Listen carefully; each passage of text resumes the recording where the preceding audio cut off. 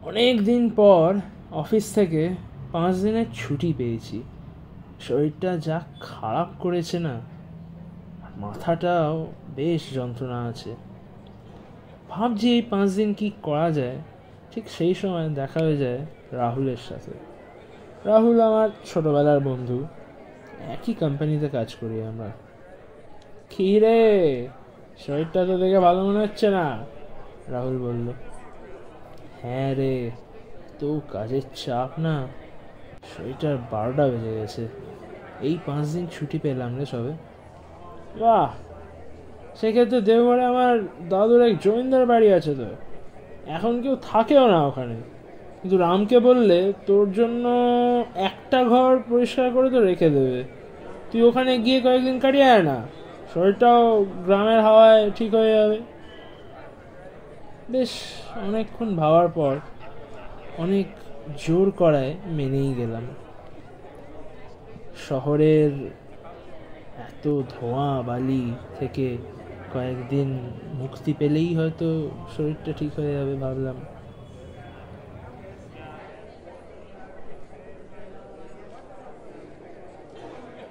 পরের দিনই একটা ব্যাগ গুছিয়ে রওনা হলাম স্টেশনের জন্য। বেশি কিছু প্যাক করিনি, কয়েকটা জামা প্যান্ট, আশেপাশের কিছু জিনিসপত্র, টুথব্রাশ, পেস্ট আর তন্ত্রবিদ্যার কয়েকটা জিনিস। আমার দাদু বেশ বড় এক তান্ত্রিক ছিলেন, তাই চলে যাওয়ার আগে আমার রক্ষার জন্য দাদু কয়েকটি জিনিস আমায় দিয়ে গেছিল। যেখানেই বেরোই সেখানেই আমার সাথে নিয়ে যাই ওই জিনিসগুলো। রাত 8টা নাগাদ ট্রেনটা স্টেশনে চলে এলো। চটপট ব্যাগটা তুলে উঠে পড়লাম ট্রেনে। সারা দিন এত কাজ করে ব্যাগ প্যাক করে খুব ক্লান্ত লাগছিল।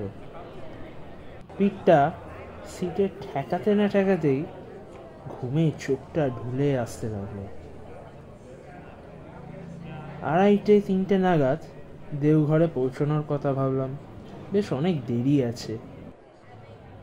এসব ভাবতে ভাবতেই ব্যাগ থেকে খাবার বের করে ছটপট রাতের ডিনারটা করে নিয়েই ঘুমিয়ে পড়লাম।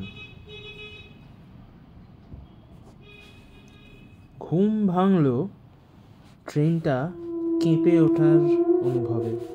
ট্রেনের ইঞ্জিনের আওয়াজও শুনতে পেলাম। বেশ অনেকক্ষণ ঘুমিয়ে পড়েছিলাম। হাতের ঘড়ির দিকে চোখ পড়ায় দেখলাম 2:15 বাজে। ছট করে উঠে বসলাম। দেখি চারিদিক সব চুপচাপ। টিসি, খাবারের বিক্রেতারা কেউই নেই, ঘুমোচ্ছে বোধহয়। কিছু না ভেবেই তাড়াতাড়ি ব্যাগগুলো নামিয়ে ফেললাম। নামিয়ে প্ল্যাটফর্মে নেমে দাঁড়ালাম। প্ল্যাটফর্মটাতে ঘুটঘুটে অন্ধকার, চারিদিকে কেউ নেই। তাহলে কি ভুল প্ল্যাটফর্মে নেমে পড়লাম নাকি? মাথা উঠিয়ে দেখি বড় বড় অক্ষরে লেখা ঝাঝান স্টেশন। যা, ঠিক ভুল স্টেশনটায় নামলাম।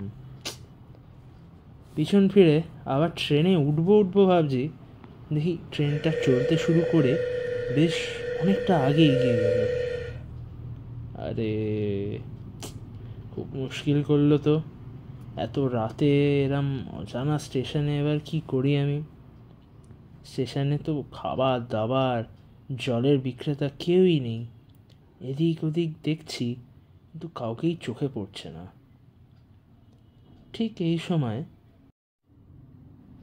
দেখি আমার সামনে একটি লম্বা লোক কালো শাল জড়িয়ে দাঁড়িয়ে আছে। ভয় পেয়ে 2 পা পিছিয়ে গেলাম। আর বাবু, কাহা জানা? একটু থমকে বললাম, এখান থেকে কোনো হোটেল বা মোটেল জাতীয় কিছু আছে নাকি ভাই? আরে বিলকুল আছে, থোড়া এগিয়ে মা হোটেল আছে, উঠে পড়ুন বাবু। এই বলে লোকটা টোঙ্গা গাড়িতে উঠিয়ে নিল আমায়। বেশি কিছু না বলে উঠেই পড়লাম। এত রাতে আর কোনো গাড়ি আদৌ পাবো কি না তা নিয়ে সন্দেহ আছে। স্টেশন থেকে বেরিয়ে গ্রামে ঢোকার সাথে সাথেই মনে হলো একটু আশ্চর্য জায়গাটা। গায়ে একটু কাঁটা দিতে লাগলো। গোটা গ্রামটা ঘুটঘুটে অন্ধকার। একটাও বাড়িতে আলো জ্বলছে না, কিংবা কোনো লোককেও দেখতে পেলাম না। কি গো ভাই, গ্রামটা তো চুপচাপ কেন? কোনো লোকজনকেও দেখতে পাচ্ছি না। কোনো উত্তর দিল না লোকটা। আবার জিজ্ঞেস করলাম, না, তাও উত্তর দিল না। এবার একটু রেগে যাচ্ছি। রেগেই বললাম, আর কদ্দূর ভাই? অনেকক্ষণ তো যাচ্ছি। কোথায় তোমার হোটেল? আগে বাবু, মা হোটেল। দেখি তাই তো, বাঁ দিকে বিশাল একটা হোটেল, সোনালি আলোর সাইনে লেখা মা হোটেল। आइए बाबू, हम आपको रिसेप्शन तक छोड़ देते हैं। এই বলে টোঙ্গা গাড়িটা থামিয়ে নেমে দাঁড়ালো লোকটা। নেমেই হঠাৎ দেখি আমার ব্যাগের দিকে হাত বাড়ালো। আমি ব্যাগটা ঝট করে ওর হাত থেকে সরিয়ে নিলাম। কি হচ্ছে এটা? আমার ব্যাগটা নিচ্ছিলে কেন? বাবু, हम आपका बैग अंदर तक ले जाते ना। কোনো দরকার নেই, আমার ব্যাগ আমি নিজেই নিয়ে যাচ্ছি। এই বলাতেই লোকটা কিছুক্ষণ আমার দিকে তাকিয়ে থাকলো। তারপর বলল, ঠিক है, चलिए मेरे साथ। লোকটি এগিয়ে গেল হোটেলের দিকে। বেশ বড় গেট, নতুন চকচকে হোটেল, চারিদিকে আলোর সাইন লাগানো। এত নিঝুম গ্রামের মাঝে এত বড় হোটেলটা থাকে কি সেটা বুঝতে পারলাম না। তাও কিছু না বলে লোকটির পেছন পেছন ঢুকে পড়লাম হোটেলে। হোটেলে ঢোকার সাথে সাথেই একটা সরু হলওয়ে দিয়ে আমরা এগোতে লাগলাম। বেশ অনেকক্ষণ চললাম না? 5 মিনিট হাঁটলাম, 10 মিনিট হাঁটলাম, 15 মিনিট। আমরা এখনো হেঁটে যাচ্ছি। আমার একটু বাজে মনে হতেই আমি চিৎকার করে উঠলাম, কি গো ভাই, এতক্ষণ কেন লাগছে রিসেপশন অবধি যেতে? এতক্ষণ তো লাগার কথা না? এই বলতেই লোকটা দাঁড়িয়ে পড়ল। আমার মনে হলো আমার চারিদিকে যেন সব শব্দ বন্ধ, একদম চুপ। লোকটা হাত এগিয়ে সামনের দিকে বলল, সামনে। গা দিয়ে একটা ঠান্ডা স্রোত নেমে গেল। আস্তে আস্তে সামনে এগিয়ে গেলাম।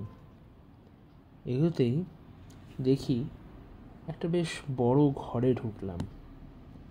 ঢোকার সাথে সাথেই চারিদিকে সব আলো বন্ধ হয়ে গেল। ভয়ে আমার ব্যাগ থেকে টর্চটা বের করে লাইটটা জ্বালাতেই যা দেখতে পেলাম তাতে আমার রক্ত ঠান্ডা হয়ে গেল। এক মুহূর্ত আগে চকচকে হোটেলটা এখন ভাঙা চোরা, আগুনে পুড়ে যাওয়ার মতো দেখাচ্ছে। আগুনের ছাপ চারিদিকে। আমার মাথা ঘুরতে লাগলো। আমি টর্চটা নিয়ে উল্টো দিক ফিরে দৌড়ানো শুরু করলাম। লোকটা এতক্ষণে হাওয়া। টর্চটা এদিক ওদিক ফেলতে দেখি ঘরগুলোর দরজা ভাঙা, খোলা, ঘরের ভেতরগুলো পুড়ে যাওয়া। মাথা ঘুরতে লাগলো। হোটেল থেকে বেরোতেই এক মুহূর্ত আগে যে গ্রামটা নিঝুম চুপচাপ অন্ধকার ছিল, এখন সারি সারি লোকজন হোটেলটা ঘিরে দাঁড়িয়ে, সবাই সেই এক কালো শাল জড়িয়ে, যেন দিকেই তাকিয়ে আছে। আমি কারোর দিকে না তাকিয়ে, কিছু না ভেবে দৌড়াতে শুরু করলাম। পিছনে সারি সারি পায়ের আওয়াজ, কিন্তু না, আমি দেখলাম না পেছনে। আমি থামলাম না, ওরা সবাই আমায় তাড়া করছে।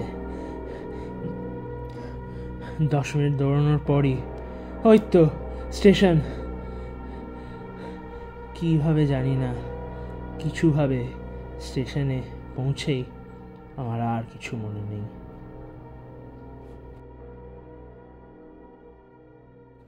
পরের দিন মুখে জলের ঝাপটায় চোখ খুলল। দেখি এক পুরোহিত, বেশ অনেক লোকজন আমায় ঘিরে দাঁড়িয়ে আছে। কি ভাই, শরীরটা ঠিক লাগছে এবার? পুরোহিতটি বললেন। আমি কোথায়? তুমি তো বাবা দেওঘর স্টেশনে। আগের ট্রেনটির ড্রাইভার দেখলো আগের ঝাঁঝা স্টেশনে প্ল্যাটফর্মে একটি লোক পড়ে আছে। সেই দেখে ট্রেনটি ওখানে থামিয়ে তোমাকে উঠিয়ে এখানে এনে রাখলেন। তুমি ঝাঁঝা স্টেশনে কি করছিলে বাবা? আমি ওখানে ভুল করে নেমে গেছিলাম পুরোহিতদের। আমি ভেবেছিলাম দেওঘর স্টেশন, কিন্তু রাতের অন্ধকারে ঘুম থেকে সবে উঠে দেখি ট্রেনটা দাঁড়িয়েছিল, ভুল করে ওখানেই নেমে যাই। ট্রেন দাঁড়িয়েছিল? ওখানে তো ট্রেনের কোনো স্টপ নেই, ওখানে তো ট্রেনের দাঁড়ানোর কথাই না। তুমি নামলে কি করে? আমার গাটা জল হয়ে গেল। পুরোহিত, জানি বাবা, ওই স্টেশনটায় বেশ 10 বছর আগে একটি খুব বড় দুর্ঘটনা ঘটেছিল।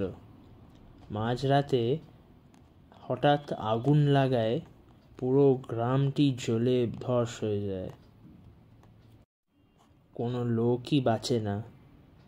যারা 1-2 জন বেঁচেছিল তারাও ভয়ে গ্রামটি ছেড়ে পালিয়ে যায়। তারপর থেকে ওখানে যারাই গেছে আর কেউ ফিরে আসেনি। তুমিও যে ফিরে আসতে পারলে, খুব আশ্চর্যর কথা সেটা। আমার মাথাটা চলে গেল সোজা আমার ব্যাগের দিকে। আমার ব্যাগে আসলে বুঝতে পেরেছি, তোমার ব্যাগে যেটা ছিল তার জন্যই কাল বেঁচে গেলে। ওরা সাহস পায়নি তোমায় ধরার। তোমার ব্যাগে যদি ওইগুলো না থাকতো তাহলে যে কি হতো।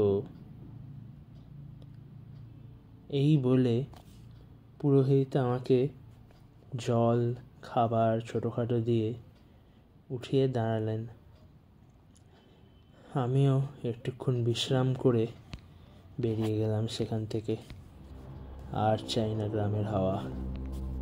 এরপর থেকে যখনও ট্রেনের স্টেশনে নেমেছি, সব সময় স্টেশনের নাম দেখে নেমেছি।